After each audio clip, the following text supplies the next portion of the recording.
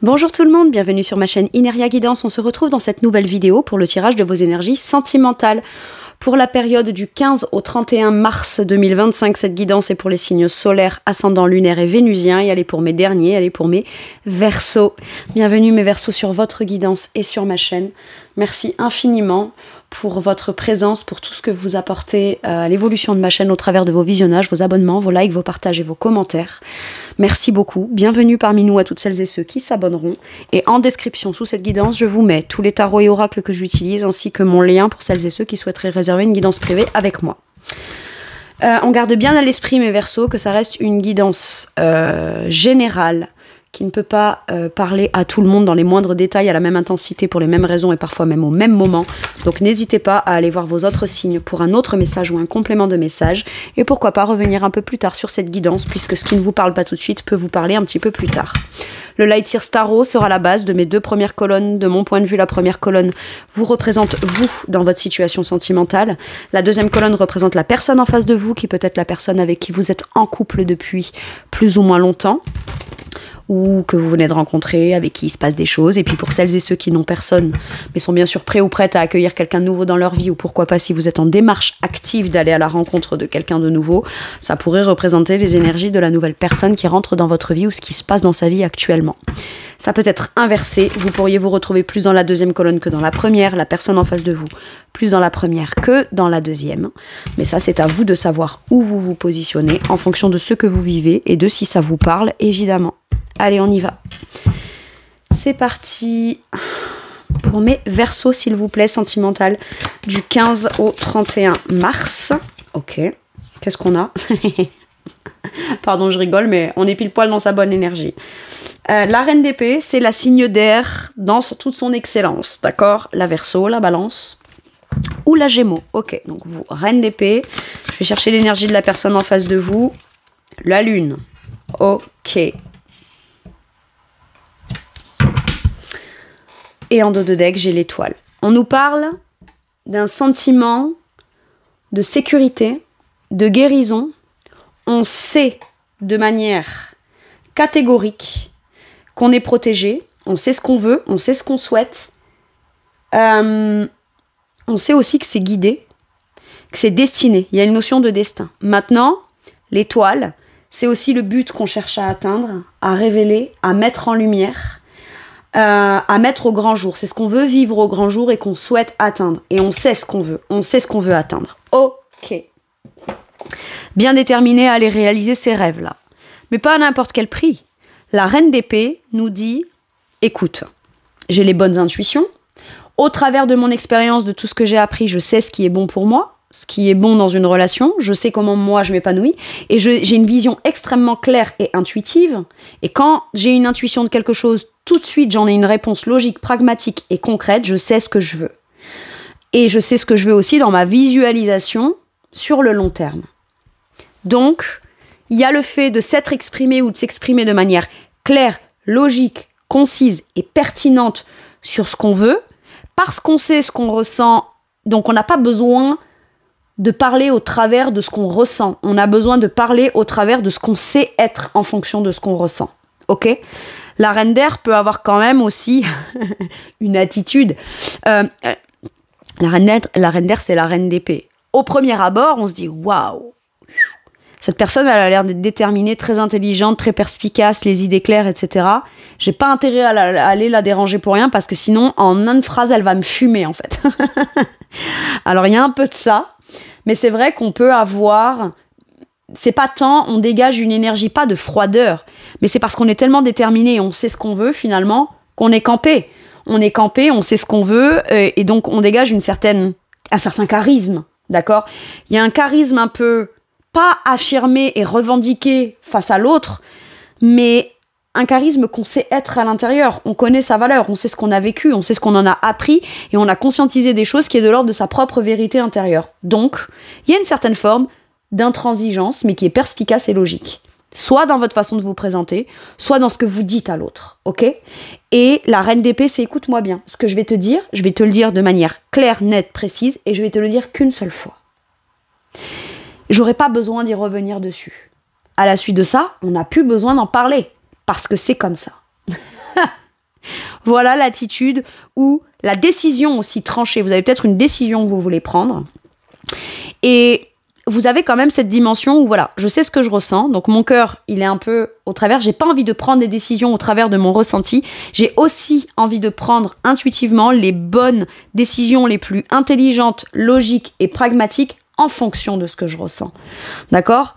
Et c'est ça qui m'assurera que je sois avec quelqu'un ou célibataire, les meilleures chances, si je puis dire, de pouvoir aller réaliser ce que dans mon esprit je visualise. Ok ? La personne en face de vous, la lune. On est sur quelqu'un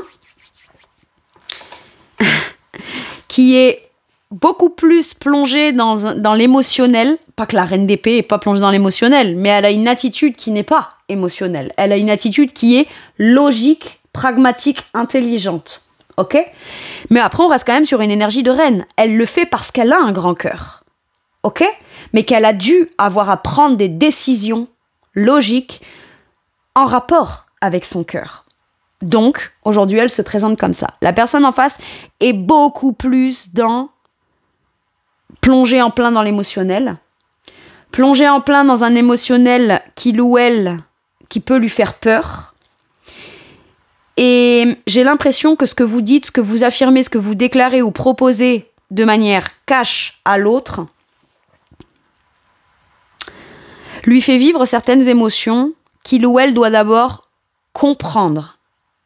Je dois comprendre mon émotionnel, je dois comprendre des peurs, je dois comprendre pourquoi j'ai peur, je dois comprendre des peurs cachées que je pensais pas exister mais qui finalement remontent à la surface. Il y a quand même cette volonté cette besoin ou cette nécessité peut-être vous d'exprimer. Vous dites écoute, moi je suis claire. Toi, t'es très intuitif, tu peux être très doux, tu peux être, parce qu'on est quand même sur une énergie de lune, donc une énergie plutôt féminine, mais c'est aussi le mystère, c'est aussi les intuitions, c'est aussi ce que je dois comprendre dans mon émotionnel, mais plutôt enfoui, en profondeur, qui je suis à l'intérieur réellement en profondeur, plutôt que l'émotionnel que je tente de montrer ou d'expliquer. La personne en face peut ressentir énormément d'émotions ou de sentiments vis-à-vis de vous, mais ça peut lui faire peur. Soit c'est quelqu'un que vous connaissez pas, qui a de très bonnes intuitions et qui peut-être avait peur de rencontrer sur quelqu'un comme vous, d'aussi déterminé sur ce que je veux, et qui a cette façon-là de l'exprimer. Waouh, ça comme désarçonne cette personne et ça peut la plonger dans quelque chose. Mais pourquoi ? Est-ce qu'il ou elle aurait peur d'avoir quelqu'un de cash en face ? Bah ça c'est peut-être lié à son passé, à ses ressentis, à ses croyances sur lui ou sur elle, et il y a besoin d'aller comprendre des choses émotionnellement, mais c'est pas parce que on a peur de certaines choses qu'elles sont pour autant mauvaises pour soi, ok ? Il y a besoin d'aller comprendre quelque chose à l'intérieur, tapis un petit peu, ou caché, ou masqué, ou dans le mystère, et il y a cette volonté de ne pas avoir peur d'aller se révéler dans qui l'on est à l'intérieur émotionnellement. Ok. Et vous, il peut y avoir ce discours-là ou cette intention-là de dire à l'autre, écoute, moi je vais te dire clairement ce que je pense, ce que je ressens, ma vision. D'accord ? À toi d'en faire ce que tu veux et de le traiter émotionnellement et d'aller le comprendre pourquoi ça te fait peur ou pas, pourquoi ça te fait plonger dans des trucs que tu cherches à comprendre ou pas. Mais à un moment donné, tu devras en trouver la réponse pour aller me le révéler ou pour me faire des révélations qui sont beaucoup plus claires que ce que tu as l'air que de comment tu es en train de te montrer en face de moi. Ok ? Je sens bien, la reine d'épée sent bien que l'autre a un émotionnel important, mais elle sent bien aussi qu'on tente de masquer, pas masquer qui l'on est, pas masquer ce que l'on ressent, plus la peur de révéler ça. Et vous êtes catégorique. Vous savez ce que vous voulez ressentir, vous savez ce que vous ressentez déjà, et vous savez ce que vous voulez pour vous. Donc à un moment donné, il y a quand même besoin d'aller révéler certaines choses émotionnellement, et vous avez besoin de savoir précisément aussi qui est l'autre intérieurement et émotionnellement. Mais pour pouvoir vous le dire, il faut que la personne elle se connaisse elle-même. Ça peut vouloir dire aussi que du coup ça la pousse à devoir aller affronter un certain émotionnel qu'elle appréhende ou qu'elle redoute. Mais elle sent bien qu'avec vous, on devra en passer par là. Ok.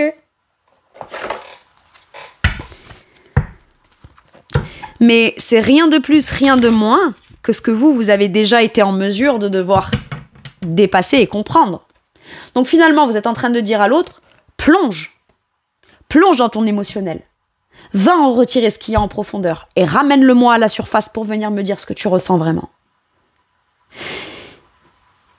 Et vous observez la personne faire. Vous analysez les choses. Vous en faites votre propre opinion. Vous n'abattez pas votre verdict. Mais en attendant, vous êtes très analytique de comment est en train de faire la personne ou ce qu'est en train de faire la personne dans une forme de recherche, de compréhension émotionnelle. Ok. Quel est votre challenge?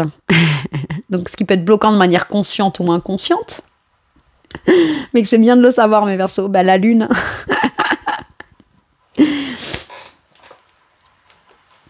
Cette personne, elle peut avoir très peur de plonger dans un émotionnel ou avoir des peurs émotionnelles vis-à-vis de vous. Mais si vous êtes peut-être très tranché et très catégorique, c'est peut-être parce que vous-même, vous n'avez pas envie de vous replonger dans votre propre émotionnel en profondeur au travers du fait que l'autre est en train de plonger dans c'est toujours, depuis quelque temps, je trouve, mes Verseaux, vos guidances sont très spirituelles, ça semble perché, je sais pas ce que je suis en train de dire ou pourquoi je le dis, mais ce que je trouve fascinant là-dedans, c'est que c'est très subtil, impalpable, et en même temps, c'est ce qui est à la source et à la racine de tout. Enfin, moi, j'adore, hein. J'adore, mais n'hésitez pas à me traduire certaines choses que moi je suis en train de dire et que je perçois pas ni les tenants ni les aboutissants. S'il vous plaît, éclairez-moi. Vous allez le faire, Reine d'épée, vous allez le faire. On vous dit d'être tranché, de savoir et d'avoir une vision claire, c'est bien. Mais mine de rien, d'accepter vous aussi de vous reconnecter un petit peu plus à l'intuition émotionnelle plus qu'à l'intuition logique, c'est bien aussi.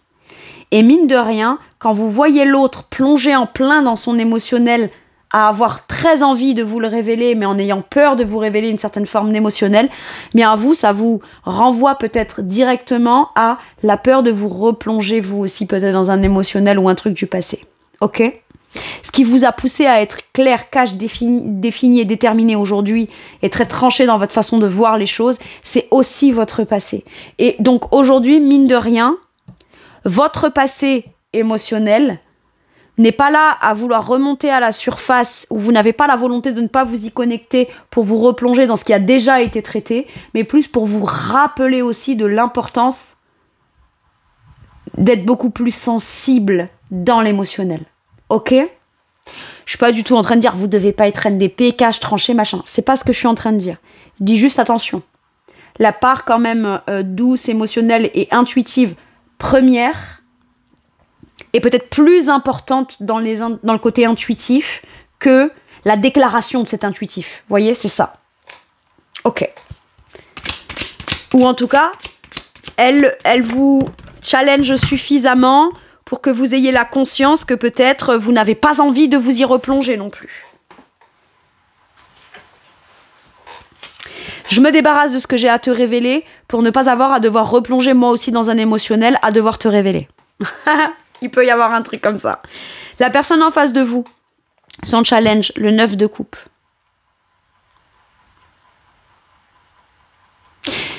Ok, je vous le dis mes Verseaux. C'est quelqu'un qui a des souhaits, des vœux, qui a une visualisation de ce qu'elle souhaite vivre dans un idéal et quelque chose d'extrêmement épanouissant, harmonieux dans le bonheur émotionnel pour elle. Mais c'est quelqu'un qui a très peur d'y croire à nouveau.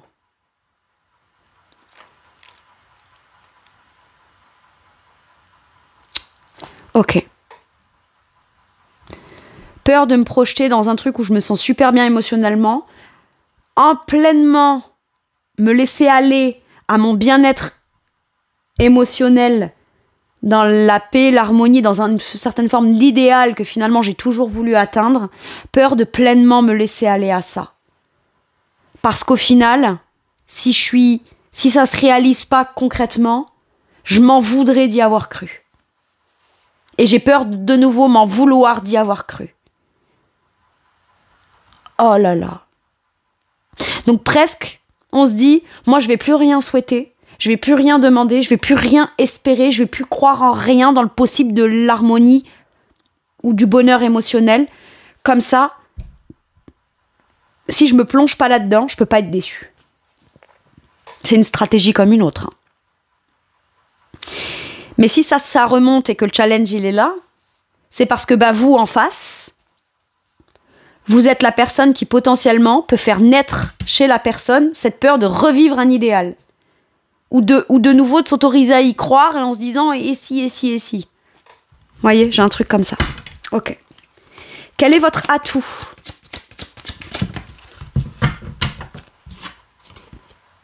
Le 4 d'épée. Vous êtes stable dans votre façon de penser.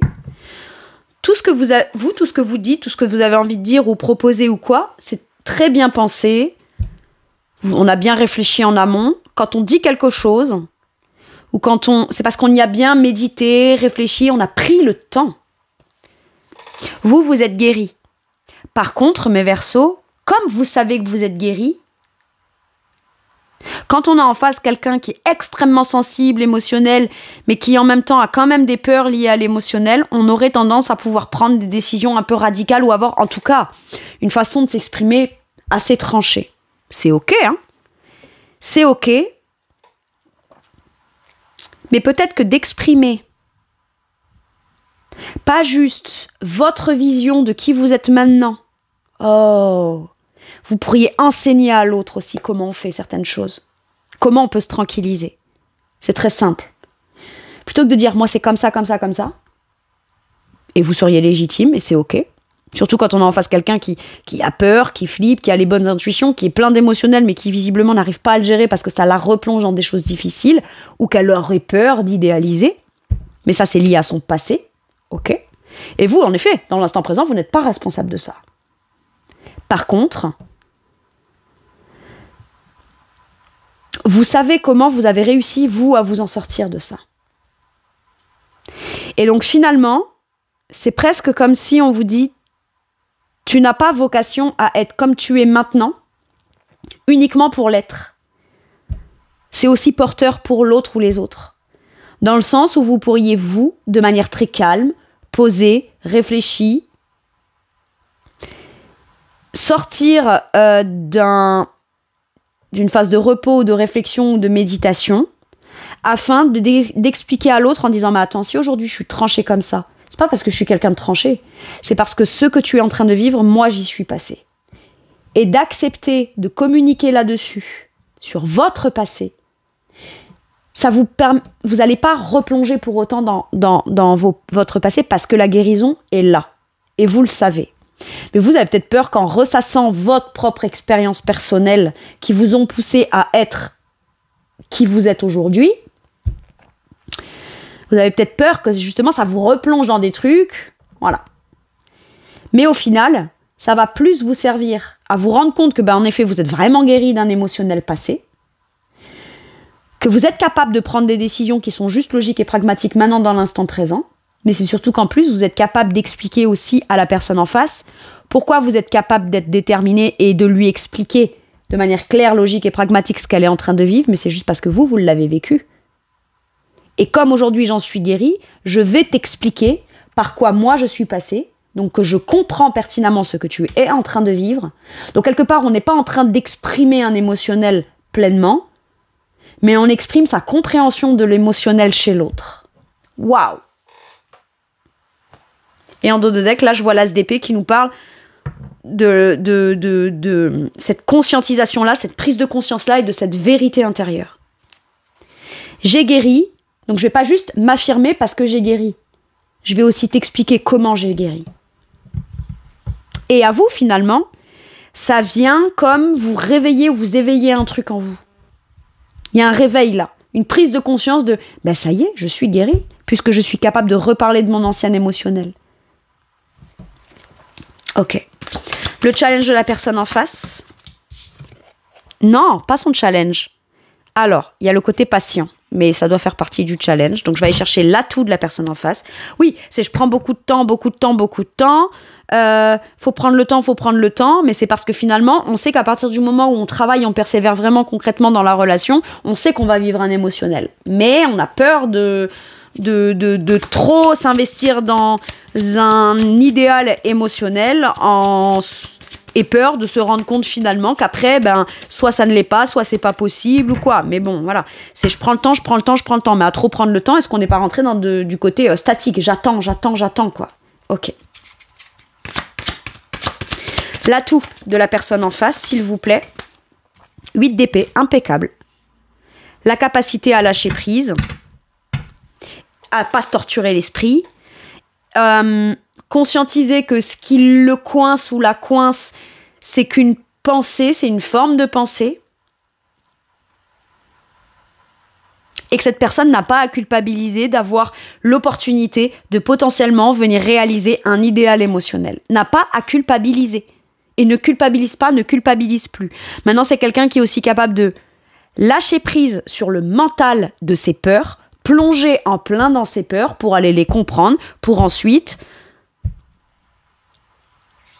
pouvoir passer enfin à du concret, quoi. Parce que moi, là, j'ai beaucoup d'énergie de réflexion. Ce qui me coince, ce qui me donne la sensation de me bloquer, de me coincer. Je sais identifier aujourd'hui quand mes peurs sont de l'ordre du réel ou de l'irréel. Et je lâche prise sur des peurs irréelles.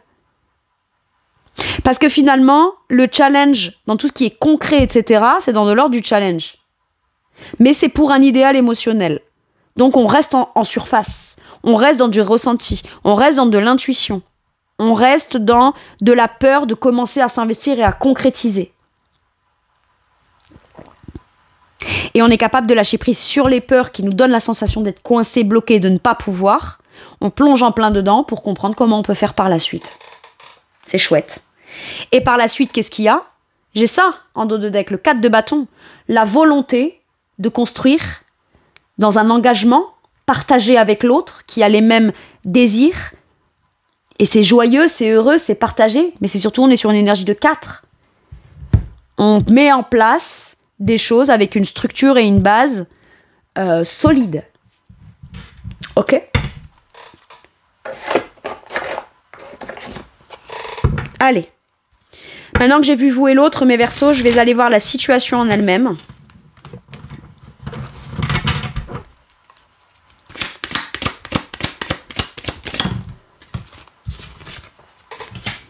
Bouleverser sa vie.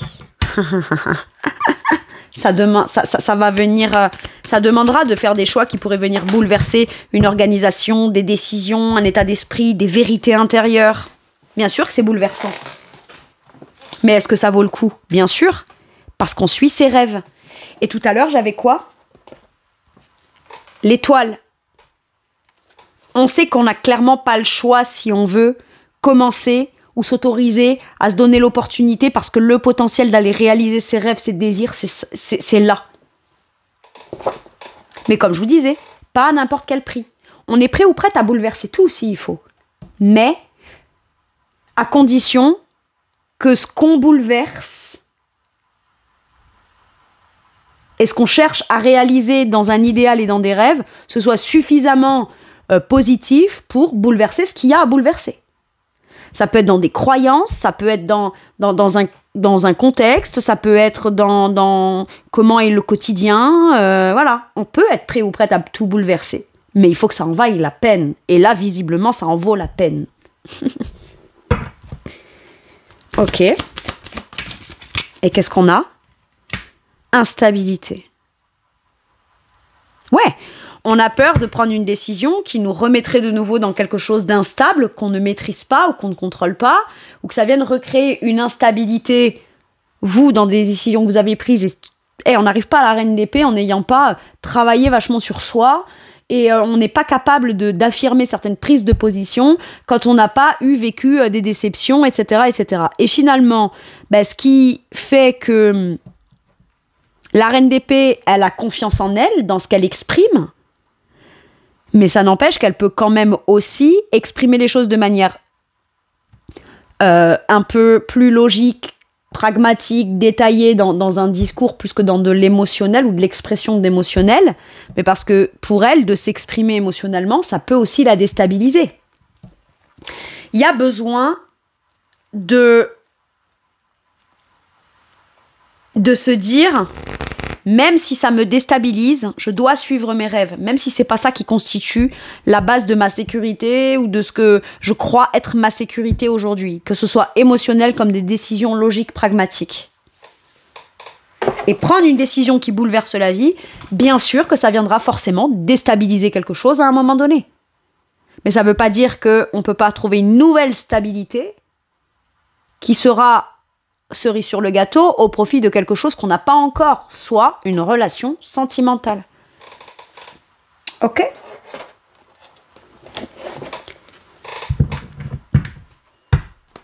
Chaque choix qu'on fait va venir déstabiliser les choses telles qu'elles sont actuellement. D'accord ? Mais ça ne veut pas dire pour autant que même si ça déstabilise momentanément, ben, c'est nécessaire pour pouvoir laisser la place à ce qu'on veut reconstruire ou bâtir qui est de l'ordre d'un rêve, et c'est dans ça qu'on se restabilisera. Allez, qu'est-ce qu'on vous dit sur la situation ? Le monde, l'ouverture, la complétude, passer à l'étape suivante. La boucle est bouclée, on passe sur un nouveau cycle qui est beaucoup plus ouvert, où on trouve sa place, où on a envie d'être à sa place. Mais en prenant en compte qui l'on est soi-même dans son idéal. Ok. Et finalement, la reine d'épée, elle n'est pas en train de juger, critiquer ou abattre un jugement sur l'autre qui a peur d'affronter ses émotions. Elle est en train de dire, plonge, trouve-toi, quand tu te seras trouvé, tu seras authentique, et là, on pourra ouvrir quelque chose sur un nouveau cycle. Elle n'est pas en train de juger le fait que l'autre ait peur. Elle est en train de dire, c'est très bien, t'as peur, choisis d'y aller. Si tu y vas, après, tu vas dépasser des peurs et ça te permettra de pouvoir enfin comprendre sur quoi tu culpabilises, tu te sens bloqué, tu te sens coincé. Et une fois que tu l'as compris, tu te rends compte que la peur, ben, c'est pas ça qui va faire que tu vas construire de manière concrète ton bonheur. Mais il y a cette notion de tu es libre d'avoir peur, mais tu peux aussi choisir de comprendre pourquoi tu as peur afin de déterminer quelle place tu veux dans le monde. J'ai ça.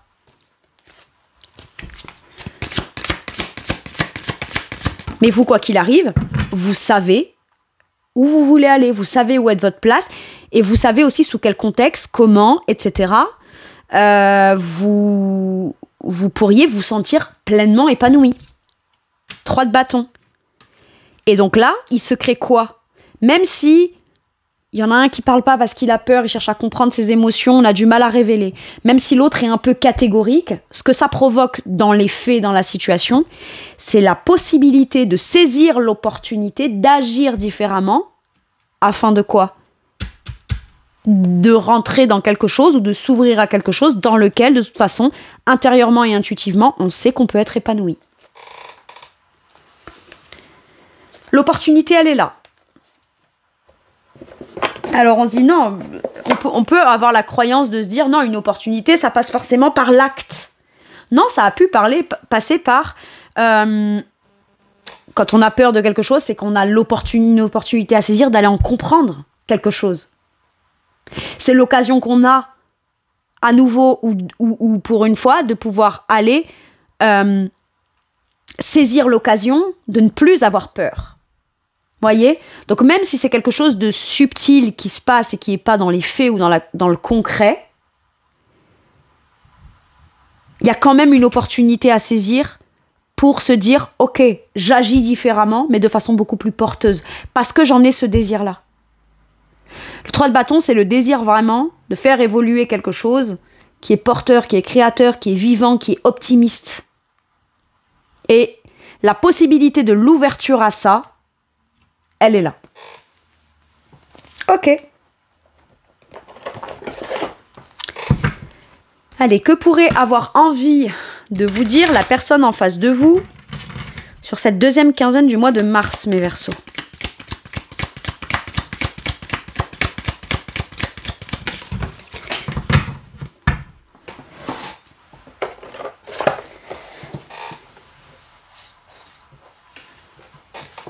Désespéré. C'est quelqu'un qui n'espère plus. Et de nouveau, d'avoir la possibilité de pouvoir espérer, ça lui fait vivre, l'émotionnel de tout ce qui l'a mené un jour à ne plus espérer. Mais c'est très bien, parce qu'au moins il ou elle le règle. À l'occasion de le régler, d'y mettre un terme. Si vous avez tranché et décidé quelque chose, et que vous repensez encore à cette personne, effectivement,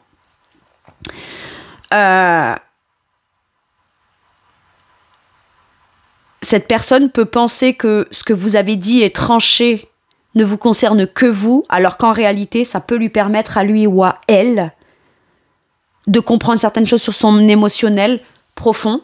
Émotionnel profond qui, jusqu'à maintenant, peut-être, n'a pas... vous a poussé peut-être vous à devoir prendre une décision, puisque ça n'a pas été porteur en faveur de la création de la relation. Et ça peut faire évoluer cette personne. Ok.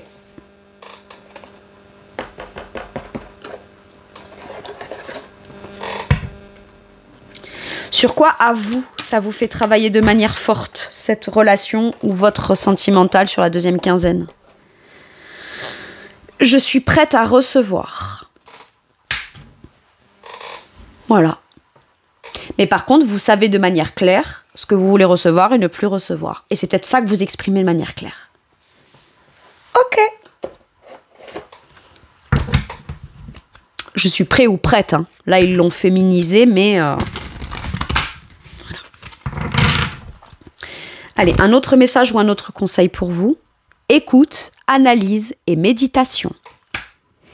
L'écoute, l'analyse, reine d'épée. Analyse là, méditation avec le 4 d'épée. Et on analyse quoi? On n'analyse pas qu'une forme pensée, qu'une vérité. On analyse aussi une forme pensée, une vérité liée à un émotionnel. Que ce soit vous vis-à-vis de l'autre, l'autre qui le comprend d'abord émotionnellement, avant d'aller le traiter dans des prises de décision, une vision, une façon de voir les choses.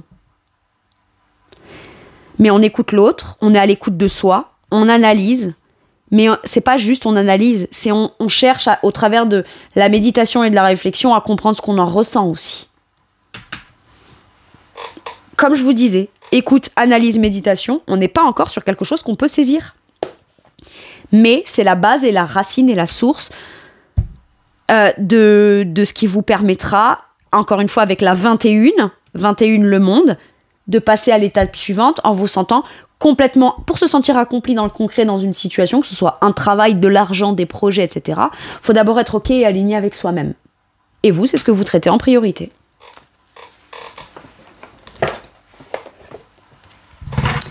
Vous êtes des bons signes d'air dans toute votre puissance, quoi, si je puis dire.